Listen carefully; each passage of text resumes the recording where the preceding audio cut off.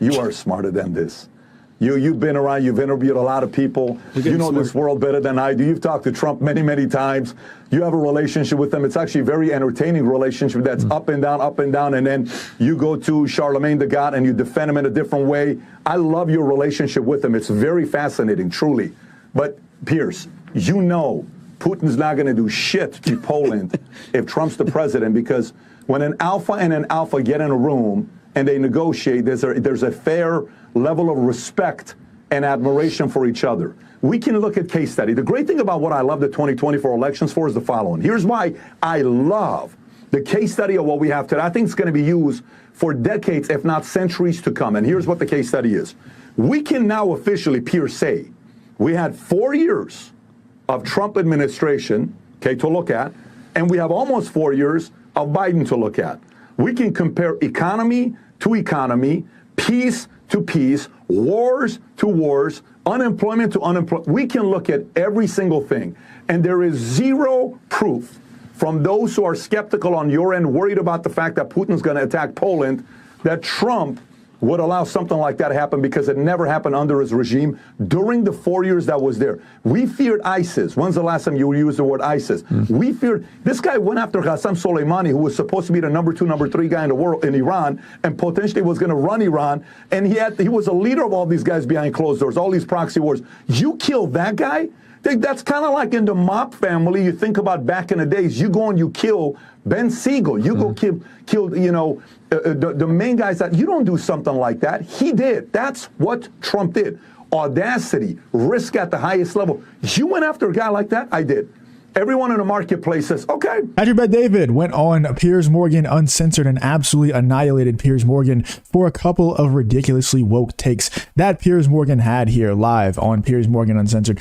Patrick Bet-David went in and absolutely embarrassed Piers Morgan on multiple different topics, forcing Piers Morgan to literally panic and run away from this debate with Patrick Bet-David. And it obviously left Patrick Bet-David with a smile on his face. And everybody who was watching this episode of Piers Morgan Uncensored knew why Piers Morgan ran away from this debate. It was because Patrick Bet-David was absolutely annihilating him live on his own show, Piers Morgan Uncensored. Let's get into this clip here where Patrick Bet-David shuts down Piers Morgan for his woke takes live on his own show.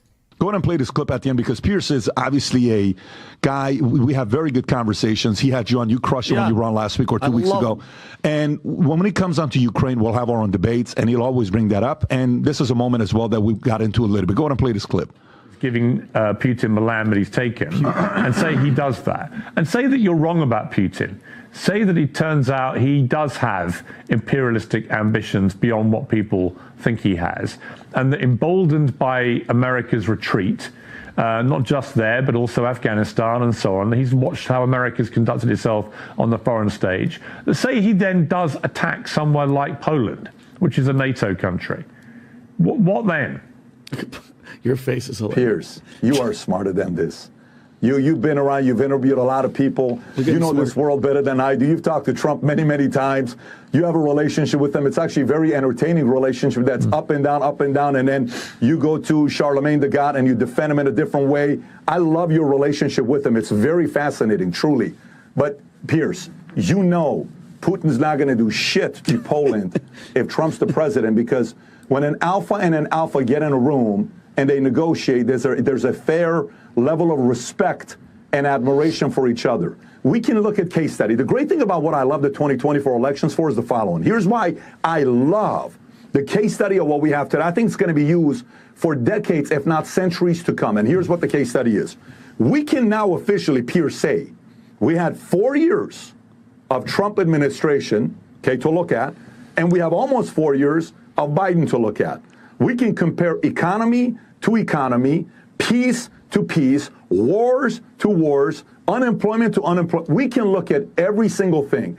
And there is zero proof from those who are skeptical on your end, worried about the fact that Putin's going to attack Poland, that Trump would allow something like that to happen, because it never happened under his regime during the 4 years that was there. We feared ISIS. When's the last time you used the word ISIS? We feared, this guy went after Qasem Soleimani, who was supposed to be the number 2, number 3 guy in the world in Iran, and potentially was going to run Iran. And he was a leader of all these guys behind closed doors, all these proxy wars. You killed that guy? That's kind of like in the mob family. You think about back in the days, you go and you kill Ben Siegel, you go kill, you know, the main guys that, you don't do something like that. He did. That's what Trump did. Audacity, risk at the highest level. You went after a guy like that? I did. Everyone in the marketplace says, okay, guess what? You ever seen the movie American Gangster? Yeah. You know, with Denzel Washington? Yeah. You remember that scene when he's sitting at the cafeteria and he's sitting with his cousins? Their cousins are just starting to realize that Frank Lucas has become a powerful guy. He sees a guy down the street. He says, he gets up, he walks out, goes to the guy, puts the hat down. He says, where's my 10%? The guy laughs at him. He takes him out. Cousins, everybody sees him. He comes back, sits down, wipes his hands, has the breakfast, and they start having a conversation together. Trump did that to Qasem Soleimani on a world stage.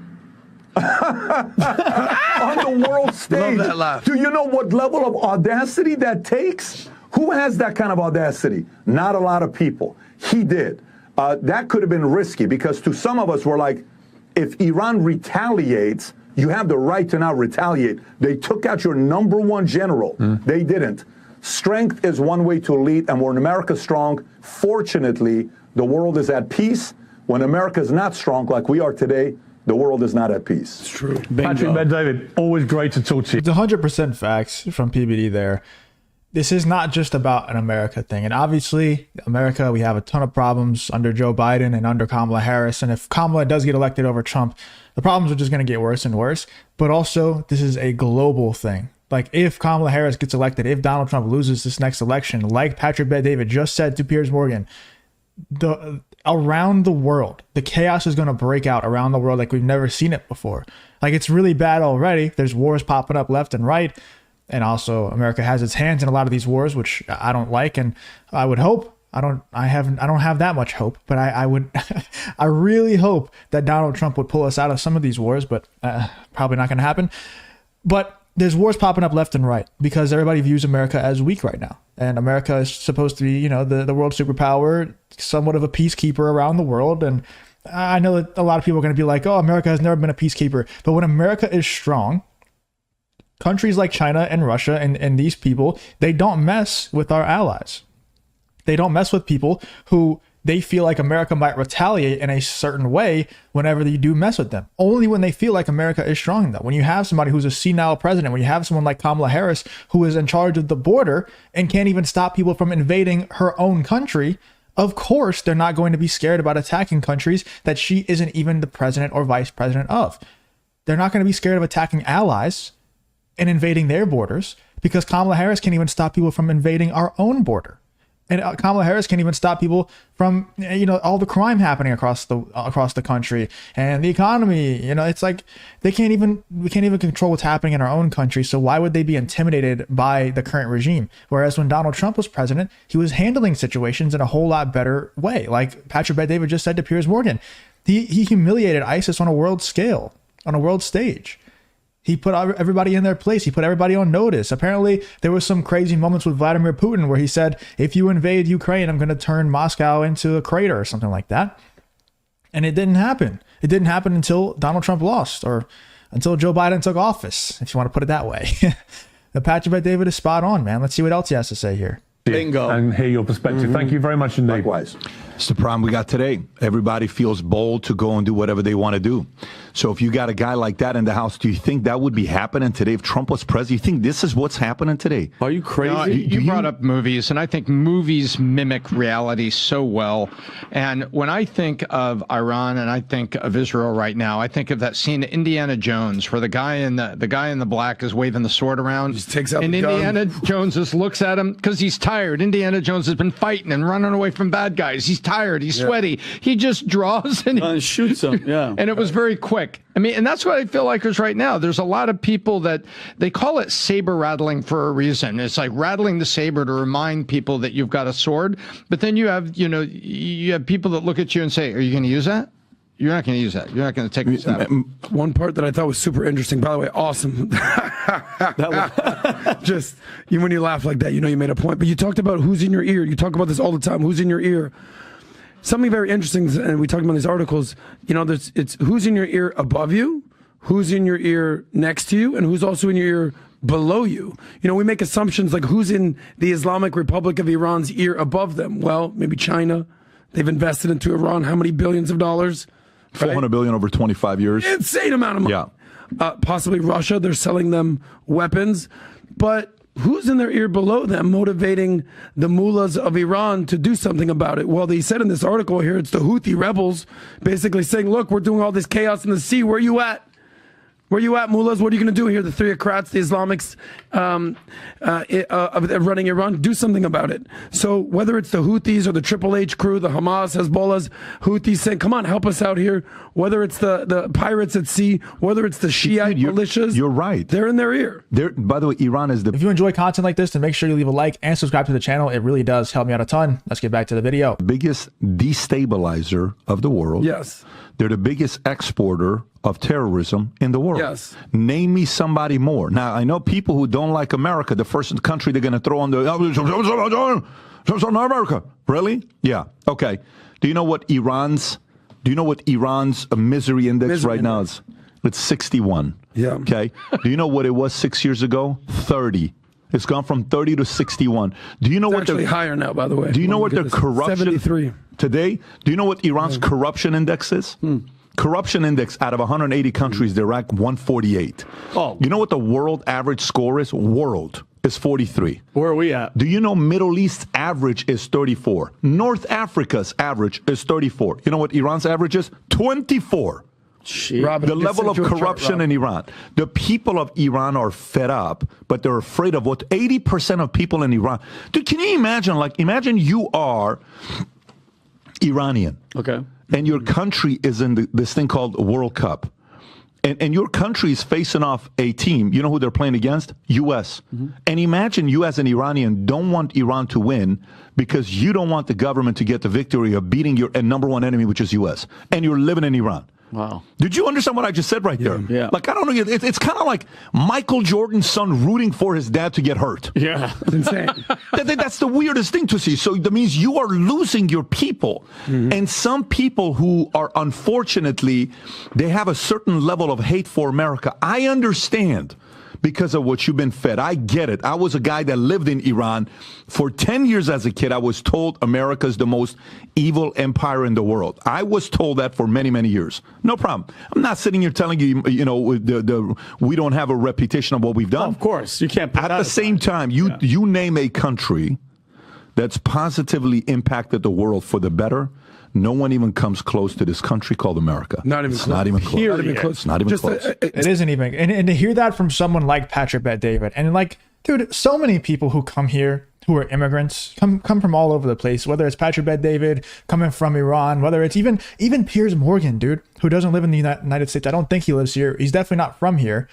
He'll even admit that no one has a more positive impact on the entire globe than America. And yeah, America does some evil things. The government does some evil things. Of course, all governments do across the globe.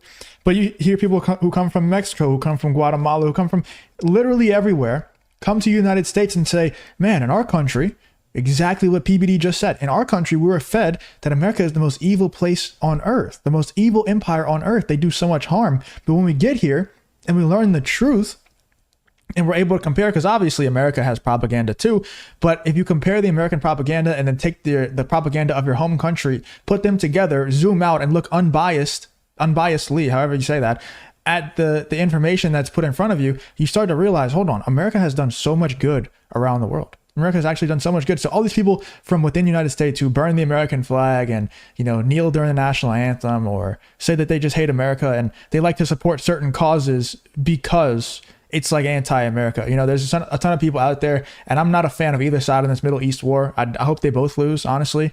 But there's a lot of people out there who choose the side of Palestine because they just want to be anti-American, and they want to be anti-American at every single chance they can possibly get. They know that America is allied with Israel, so they want to choose Palestine and ally with them because they get to be edgy and get to be anti-American for another cause. And those types of people make me sick because they have no idea how good they have it. It's always the most privileged people that take those stances. You know, it's ridiculous. Let me know in the comments what you think about Patrick Bet-David going on Piers Morgan and absolutely demolishing him when talking about all the chaos around the world. It gets pretty heated, but obviously Patrick Bet-David, in my opinion, came out on top. Let me know in the comments who you think won this debate between Piers Morgan and Patrick Bet-David here on this PBD podcast episode.